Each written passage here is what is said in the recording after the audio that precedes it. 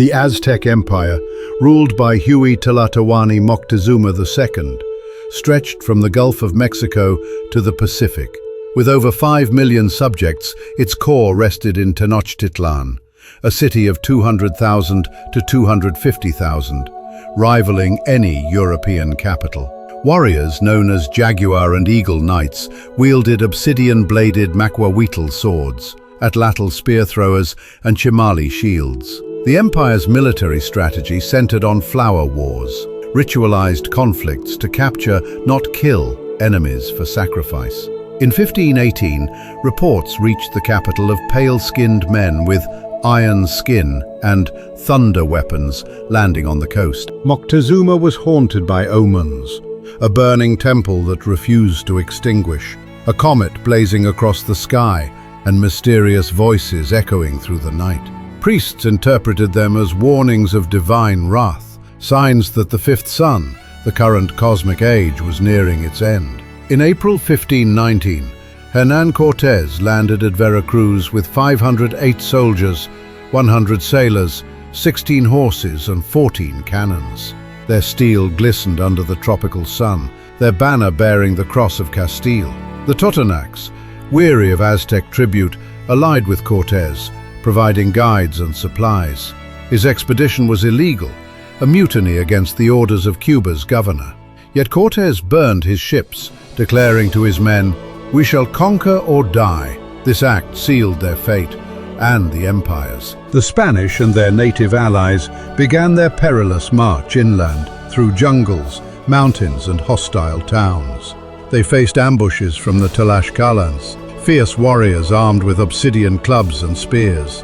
For 3 days, blood soaked the valleys of Tlaxcala, but admiration grew between enemies. Recognizing Spanish firepower, the Tlaxcalan lords proposed alliance, seeing a chance to overthrow their Aztec overlords. This pact brought Cortés thousands of new warriors and deep knowledge of Aztec logistics. As the army crossed Cholula, one of the empire's sacred cities, they discovered a plot to ambush them. Cortés struck first, ordering a massacre that left 3,000 dead in hours. Fear spread faster than his troops marched. The march into the Valley of Mexico was like entering another world. Floating cities, shimmering lakes, and mountains crowned with snow greeted the invaders. When Cortés entered Tenochtitlán on November 8, 1519, Moctezuma met him with solemn grace, offering gold, flowers, and divine words. The Spaniards were astounded by the capital's grandeur.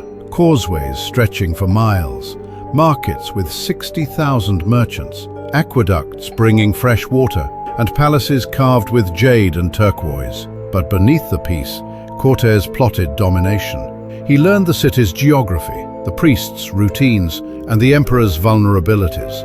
Within days, he took Moctezuma hostage, turning the Aztec ruler into a puppet of steel and fear. Tensions exploded when Pedro de Alvarado, left in command during Cortés's absence, attacked a sacred festival honoring Huitzilopochtli, the sun god.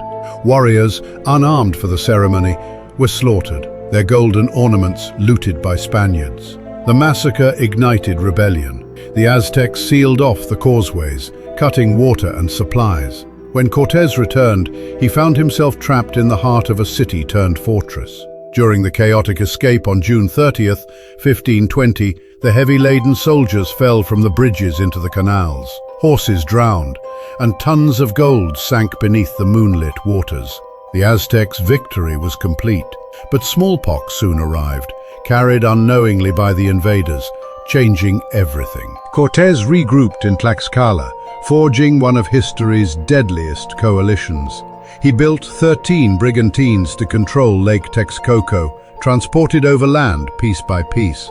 His rebuilt army counted 900 Spaniards, 80 horsemen, 50,000 native allies, and a vast arsenal of crossbows, cannons, and steel pikes. By May 1521, the siege of Tenochtitlan began. The Spanish strategy was methodical, cutting aqueducts, destroying causeways, and isolating the city from food supplies.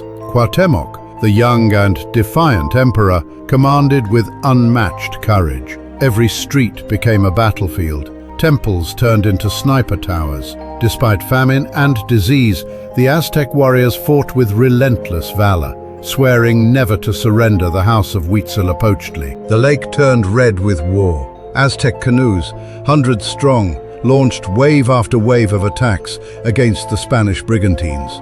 Warriors hurled obsidian-tipped spears and flaming arrows, shouting the names of their gods. But the Spanish ships, maneuverable and deadly, blasted the canoes apart with falconet cannons and arquebus fire. Horses charged down causeways, once sacred to pilgrims, now soaked in blood. Over 40,000 Aztecs perished in these watery battles. Disease, hunger, and despair devoured the rest. Yet Cuauhtémoc refused all offers of peace. He ordered ambushes at night, traps beneath the bridges, and desperate counterattacks that stunned even Spanish veterans. Proof that the Mexica would rather die than yield. The siege lasted 93 days, a slow death for a mighty empire. The city that had once glowed with torches and song now echoed with cries of famine. Streets were filled with the dead, temples with smoke. The Spaniards advanced block by block, burning districts behind them. On August 13, 1521, Cuauhtémoc was captured while fleeing across the canals. He was brought before Cortés, exhausted and defiant, saying, "I have done all I could for my people. Now, end me with your knife." Tenochtitlan was reduced to rubble. Nearly 240,000 people died, warriors, priests, and innocents alike. It was not just a military conquest. It was the death of a civilization. From ashes rose the colonial capital. Mexico City was built atop the ruins of Tenochtitlan, its canals filled and temples torn down. Churches rose where pyramids once stood. Spanish settlers poured in, bringing new laws, new gods, and new diseases. The indigenous population plummeted from over 5 million to less than 1 million within a century. Cortés became governor of New Spain, but soon faced rebellion, betrayal, and investigation for cruelty. The treasures of the empire, gold, jade, and feathers, were melted, shipped to Seville, and lost to history. Yet the Aztec spirit endured. Through language, song, and legend, they kept alive the memory of the sun that once ruled all. The fall of the Aztecs reshaped the world. It marked the beginning of a global age, the fusion of Europe and the Americas through conquest, faith, and tragedy. Historians still debate whether Cortés was a genius of strategy or merely an opportunist aided by luck and disease. His tactics, divide, starve, and destroy, became a model for colonial warfare.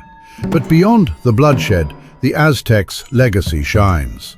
Their architecture, mathematics, astronomy, and artistry survive in Mexico's culture today. For them, the fifth sun had set, but perhaps in a new form, it still burns. In every temple stone, every Nahuatl word, and every beating heart that remembers their glory.